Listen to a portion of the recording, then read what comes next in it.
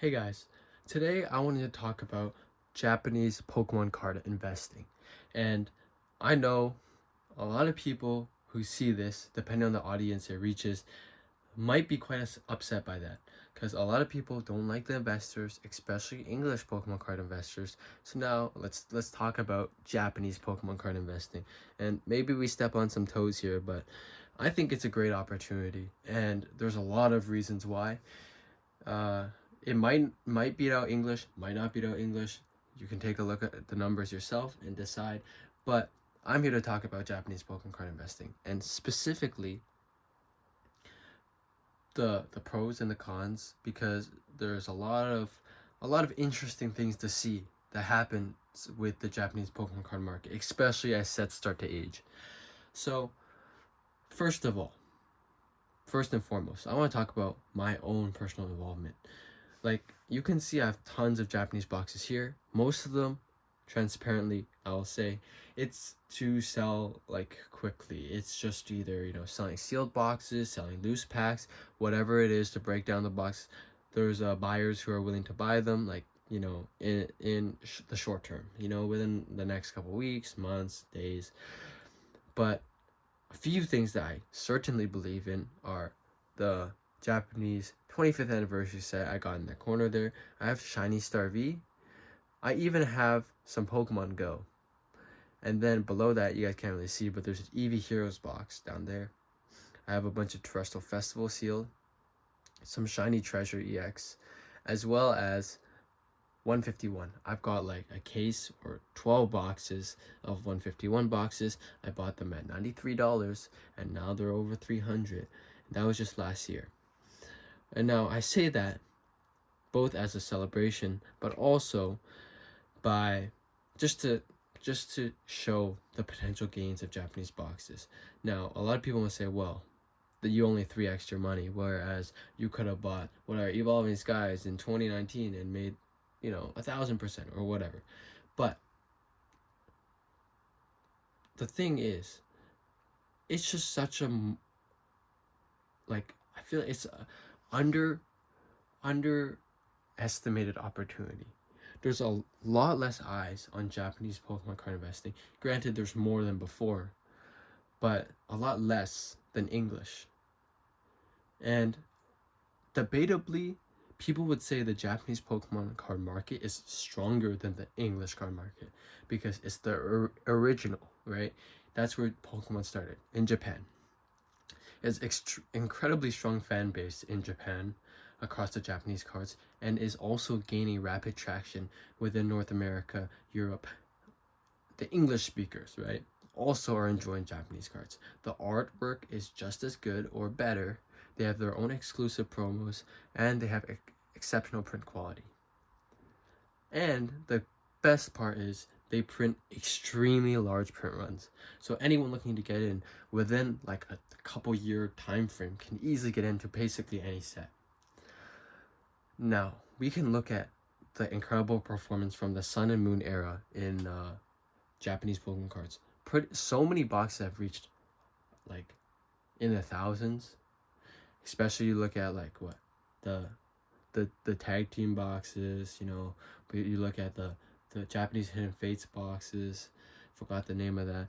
The Eevee Heroes boxes, they're all doing phenomenally well.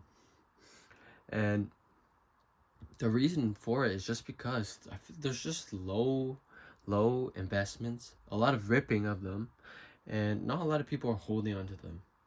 And even if there are, it's just significantly less than the English market. You have way less competition in investing, and it's your chance to get in early. You can be the next Rudy of Japanese Pokemon cards, and there probably is someone already there secretly hoarding hundreds of boxes, but the reality is just the overall scope is just lower, like of investors, because it's just not a popularized topic. And then furthermore, it's just like there's so much like cheap boxes you can pick up. Like pretty much any set produced within like the Scarlet and Violet era you can pick up for like less than $100,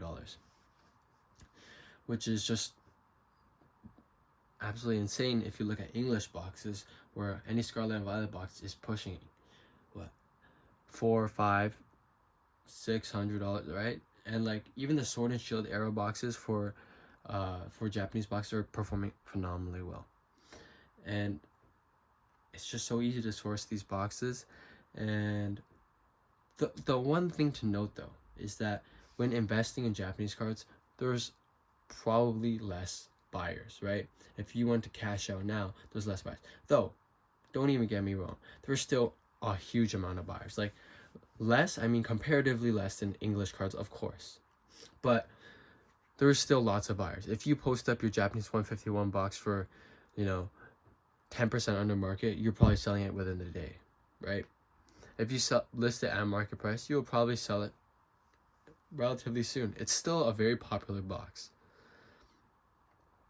But that's something important to note. However, if you're the one who wants to get in early and you're gonna hold like if you were in when I was in at the reprint of Japanese 151 box at $93 a box, and you just bought like 100 cases, you'd be raking it in right now, and they'd be easy to sell as well. And the longer you hold, supposedly we would assume that more people get into Japanese Pokemon card investing, and the more valuable your boxes get, plus the larger the buyer pool becomes. Now, a lot of people are going to say, oh, Pokemon investing is dead. Japanese Pokemon card investing is even more dead. But if you see it through, like a lot of people are, for Pokemon card investments, and you truly want to make a Pokemon card investment, maybe don't choose English and consider choosing Japanese. I will admit that I was scared like last year to buy 151 box, even if they're really cheap. Like if they're $93 a box, like when I bought it, I still would be scared to buy 100 cases, even 10 cases, because of the opportunity cost, of course. Because what if something catastrophic happens and you need money and you're just sat there with a bunch of cardboard?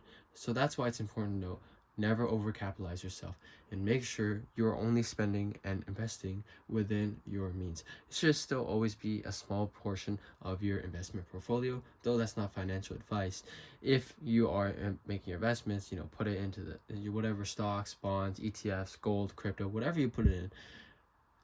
You could consider putting some into Pokemon cards.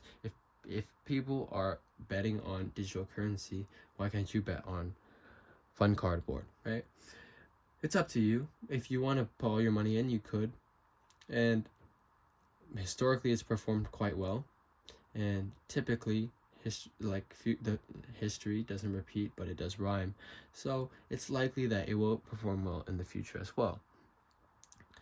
Especially because of so much negative sentiment right now. People don't believe Pokemon card investing. They don't believe in buying. Everyone just says if you have a lot of product, you're a scalper. And they believe, oh, the market's going to crash. All of it's going to zero. You can usually see all this fear mongering as well in the stock market. And if people are saying that, usually it's a great time to buy. And even if it does crash, it will recover. So whatever people are saying, usually the smart thing is to do what they're not saying, especially the crazies. But again, to each their own. However, there's just so many benefits with Japanese Pokemon card investing. It's super easy to store the boxes. Like you can stack like 10 high, and it's super, it takes up barely any space. You can get most boxes for relatively cheap right now. You can get in early before other people, and you can be heavily, if you have high conviction, you can be heavily concentrated into certain sets, and maybe it'll pay off big time, right? And so I've had great success with numerous sets, EV Heroes, 151. You could just buy the staple sets, the ones will perform exceptionally. And let me just give you guys a guidance of numbers. I haven't sold Japanese 151 individual packs in a while because the price just keeps rising in the boxes, so I'm not cracking the box. However, I've been selling a lot of Korean 151, and I will tell you, Korean 151 packs pretty much outperforms the sale of Terrestrial Festival Japanese packs. Any other Korean set that I have pretty much all the sets, plus, 90% of Japanese sets as well, because they're cheap and they're just, the 151 set is just so strong. So I'll just leave you with that. And when I was selling Japanese 151, I was doubling the price of the Korean packs and still selling more than the Korean packs. That's just me telling you that if you want to have a safe investment, you purchase these staple sets in Japanese. It will retain its value. It will grow, most likely, right? Of course, there's always risk, but even in Korean, it's doing phenomenal. So what really do you have to worry about? That's about it for this video. I know lots of people will probably be disagreeing in the comments, but let me know what you think. And I'm happy to hear. That's going to be it for this video, and subscribe to join the journey.